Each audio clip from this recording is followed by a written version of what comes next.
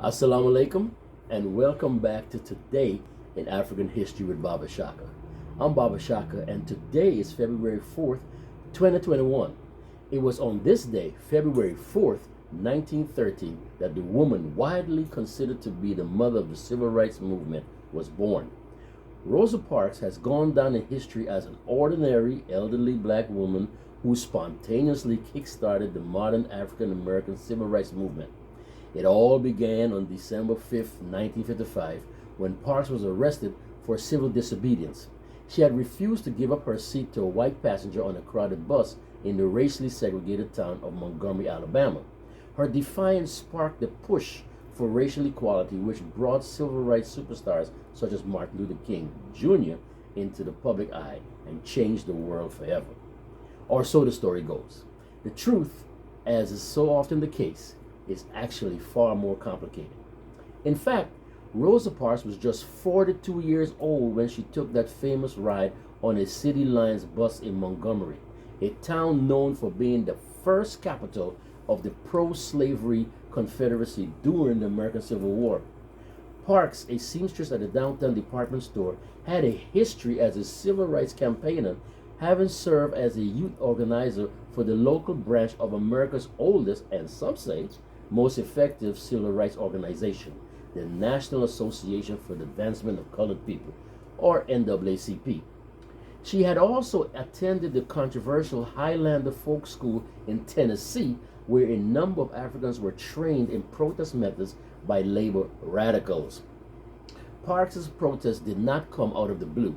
In 1954, the U.S. Supreme Court verdict in the case of Brown versus the Board of Education signaled federal opposition to racial segregation. The court ruled that segregated public schools deprived African Americans of their entitlement to equal protection of the laws. And black leaders in Montgomery, including labor activists, NAACP members, and middle-class members of the Women's Political Committee, had been campaigning for better treatment of black people on the local buses for several years. Parks' refusal to give up her seat and her subsequent arrest seemed to offer these campaigners the chance they had been looking for, to test the state's bus segregation laws in the federal court. That's right. Now, you see, on March 2nd, 1955, in Montgomery, Alabama, a 15-year-old by the name of Claudette Colvin refused to give up her seat to a white woman. Colvin was motivated by what she had been learning in school about African American history and the U.S. Constitution. Jean Theo Harris, a distinguished professor of political science at Brooklyn College of City University in New York, describes it this way. 15 years old, the tiny Colvin attended Booker T. Washington High School. She had been politicized by the mistreatment of her classmate Jeremiah Reeves and had just written a paper on the problems of downtown segregation. On the bus home that day, the white section filled up and a white woman was left standing. The driver called out and the three students sitting in Colvin's row got up, but Colvin refused. Sounds familiar? According to Colvin, who said, quote, "We've been studying the Constitution and I knew I had rights," unquote. Colvin's case went to trial in May. Colvin had been charged with 3 crimes, but the judge strategically dropped 2 of the charges, one for disturbing the peace and 2 for breaking the segregation law, but found her guilty on the 3rd for assaulting the officers who arrested her. Since Colvin had only been convicted of assault, appealing her case could not directly challenge the segregation law. This was 9 months before Rosa Parks refused to move on the bus in Montgomery. Parks knew Colvin from the NAACP Youth Council and was inspired in part to take her action by Colvin. Now, as soon as they heard of Parks' arrest, Women's Political Committee leader Joanne Robertson and veteran trade unionist E.D. Nixon set out mobilizing a community-wide boycott of the buses. Under the leadership of a charismatic but previously unknown preacher named Martin Luther King Jr., the Montgomery Improvement Association, or MIA, spearheaded the year-long boycott that captured the attention of the world and helped put pressure on the city's white authorities to respond to black demands.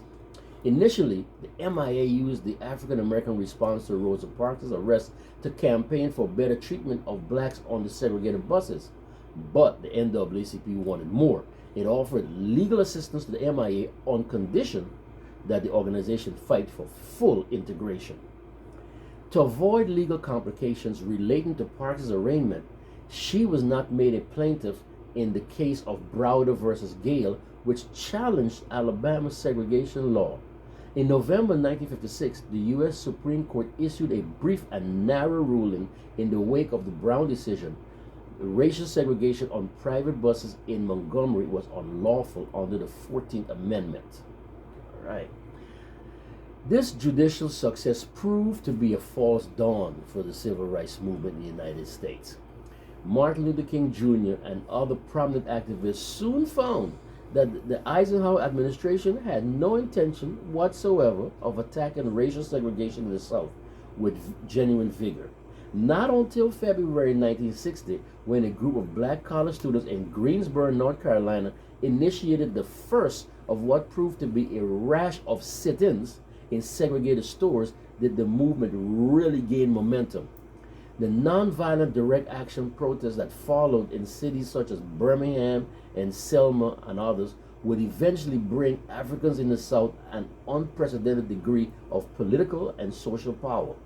The U.S. civil rights movement also had a significant impact on racial protests in other parts of the world. In Australia, students from the University of Sydney undertook their own freedom rides in 1965 to expose racism against the country's indigenous inhabitants. Meanwhile, in the United Kingdom, it was an inspiration for the Bristol bus boycott of 1963 and the Northern Ireland civil rights demonstration later in the decade.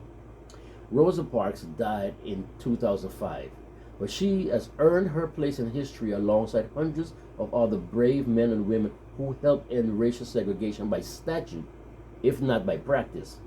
Even today, the Black Lives Matter movement in the United States, sparked by the unlawful police killings of African Americans, demonstrate that the activist spirit unleashed in Montgomery in 1955 still lives on. Claudette Colvin is still with us. Unfortunately, her contributions to the movements, because of circumstances and certain decisions made, have been largely overshadowed by those of Rosa Parks and others, but her story deserves to be acknowledged as well. I suggest that you look into her story, and inshallah, we will cover her at a later date. Right. Again, I would like to give a special shout out to President Baba Mosi and the sisters and brothers of the Woodson Banneker, Jackson Bay Division number 330 of the UNIA ACL Rehabilitating Committee.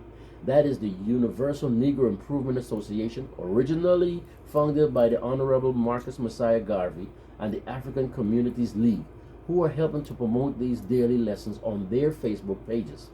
Our goals are the same, and that's to enlighten African people to our glorious history.